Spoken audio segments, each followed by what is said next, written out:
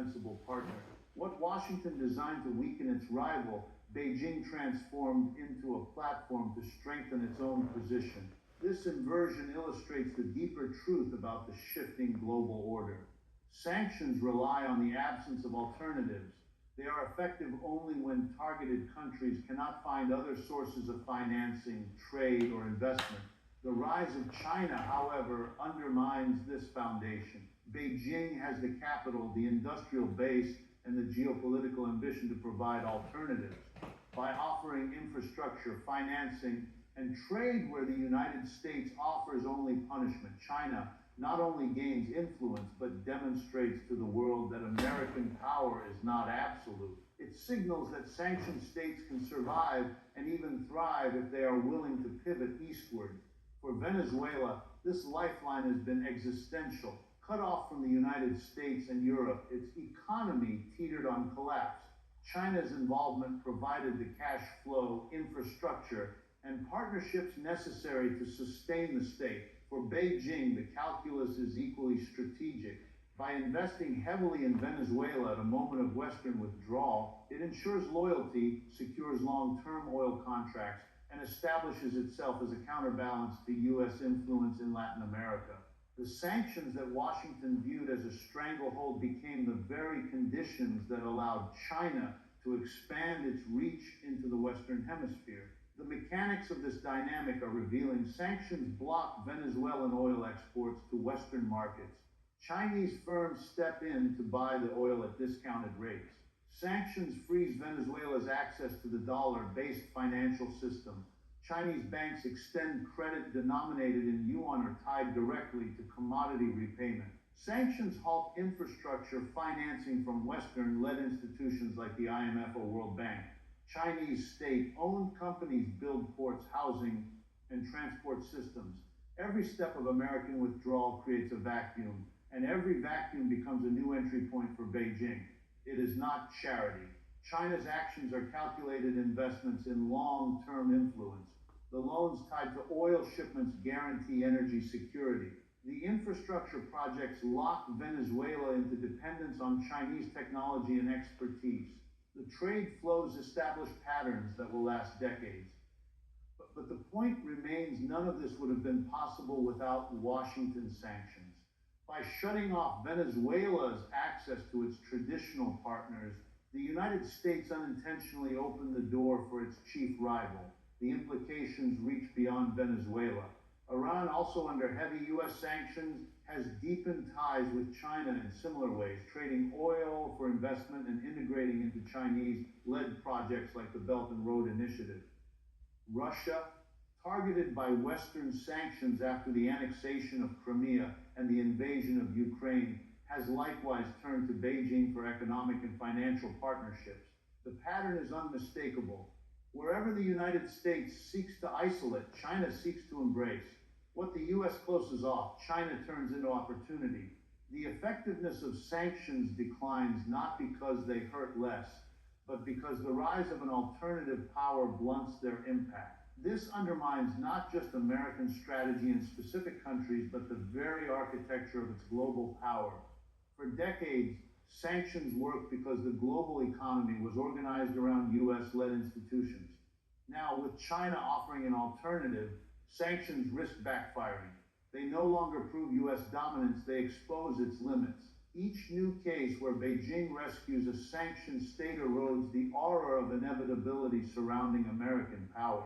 It teaches governments that survival without Washington is possible. It teaches them that the costs of defiance are not absolute, that there are exits from the cage.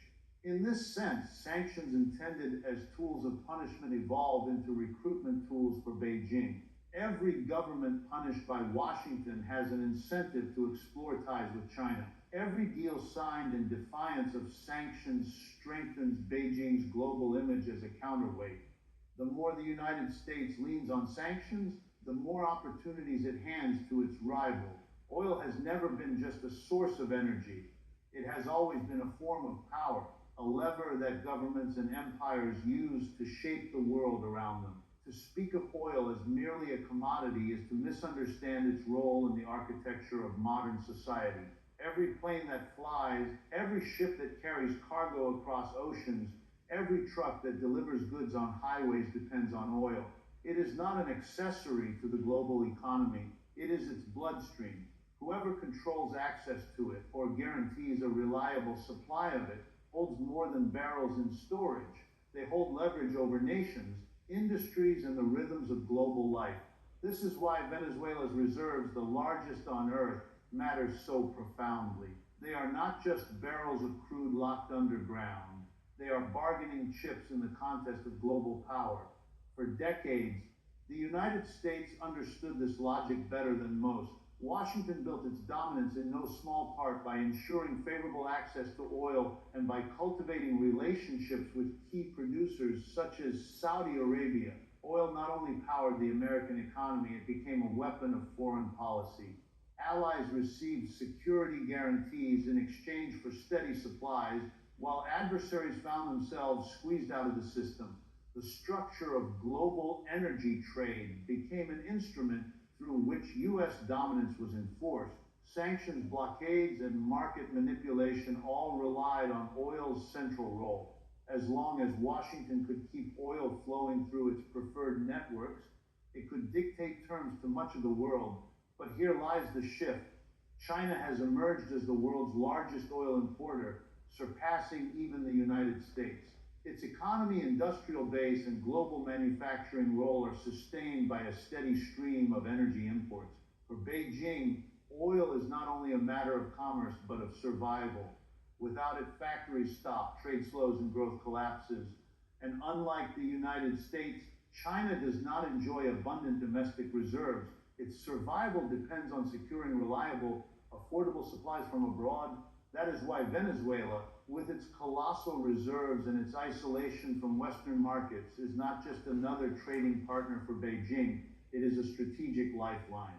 The United States, by imposing sanctions, effectively barred Venezuela from selling oil to its traditional buyers. This created desperation in Caracas. It also created opportunity for Beijing. China could step in and purchase oil at heavily discounted rates. For Venezuela, this meant survival. Money continued to flow, even if reduced. For China, this meant energy security on favorable terms. Oil was no longer simply being traded, it was being converted into leverage. Beijing could lock in long-term supply contracts that ensured a steady flow of crude for decades to come at prices shaped not by open markets but by political necessity. This arrangement serves China in multiple ways. First, it shields Beijing from volatility in global oil markets. With secure contracts from Venezuela, China insulates itself from price shocks or geopolitical disruptions elsewhere. Second, it weakens the leverage that the United States once held through its dominance of global oil flows. By diversifying supply chains and securing producers outside Washington's orbit, China reduces its vulnerability to American pressure.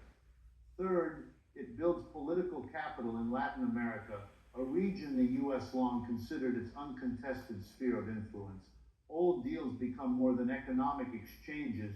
They become symbols of defiance against Washington and of Beijing's willingness to offer alternatives where the West imposes constraints.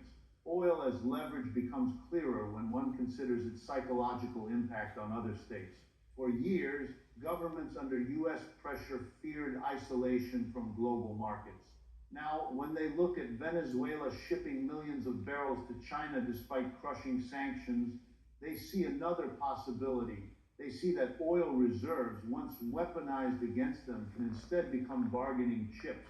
If Caracas can survive by leaning eastward, why not Tehran? Why not Moscow? Why not any country cut off by Washington's dictates?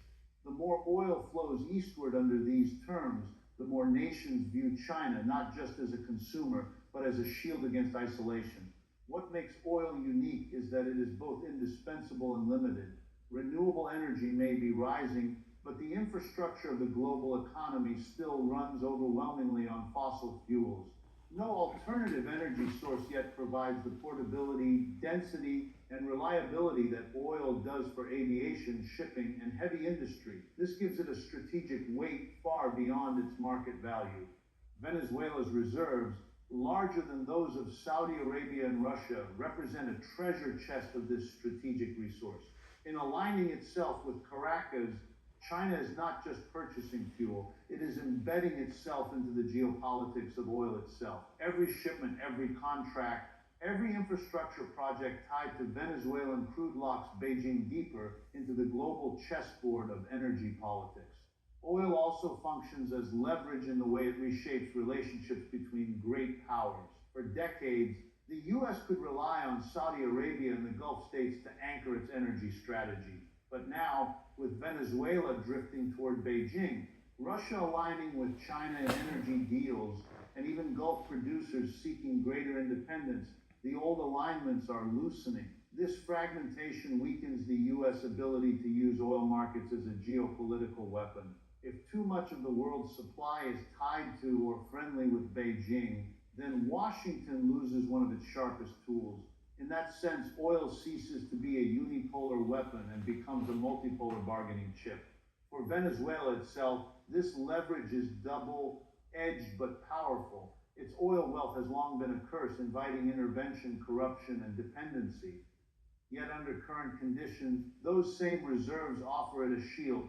China's hunger for oil transforms what might otherwise be stranded assets under sanctions into instruments of survival and negotiation.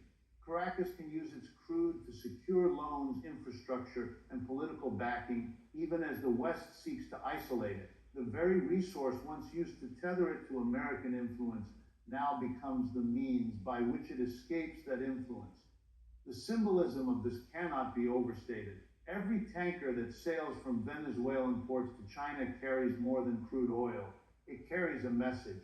It says that sanctions are not absolute, that survival is possible, that the U.S. no longer controls the lifeblood of the global economy as it once did. For nations in the global south, this message resonates deeply. Oil becomes not just energy, but proof of alternative pathways. It tells countries under U.S. pressure that there is another door open, one that leads not to collapse but to survival if they are willing to align with Beijing. In this context, oil becomes a tool of diplomacy as much as a resource of commerce. China secures its supplies, Venezuela secures its survival, and both together weaken the narrative of U.S. dominance.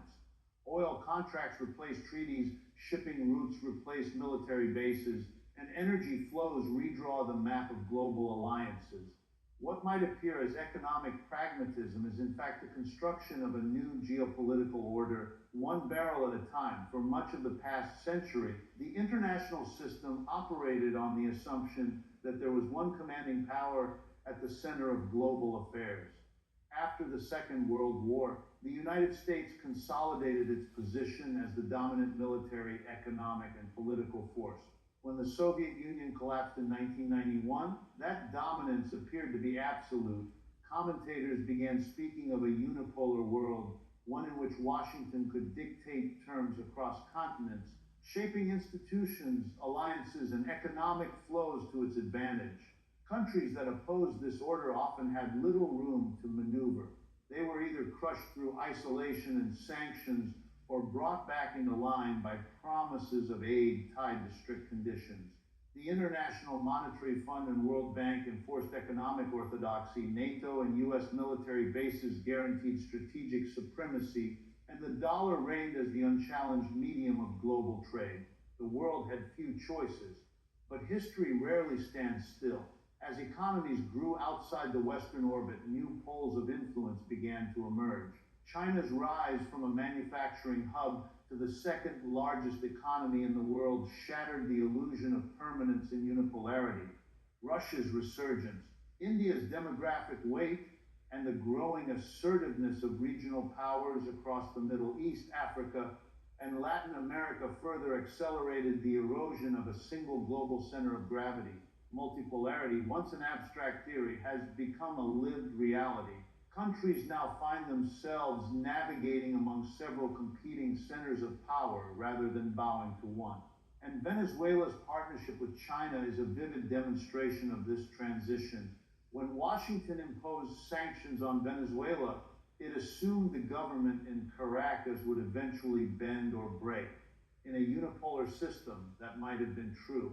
Sanctioned states had nowhere to turn, no alternative sources of finance, no rival institutions willing to defy Washington's orders. Isolation was effective precisely because the United States and its allies controlled the gateways to global trade and finance.